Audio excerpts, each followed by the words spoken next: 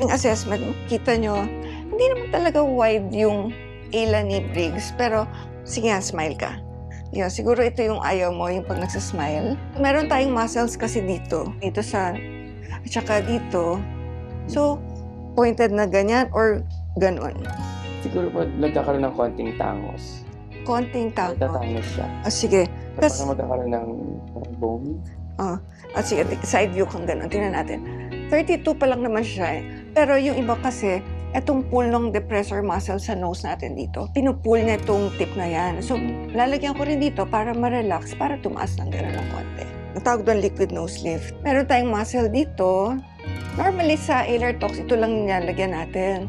Pero, since gusto niya na ma-emphasize yung tip, bukod sa lagay natin dito, maglalagay din ako dito. So, 5 injection points para ma-enhance yung tip. Opo.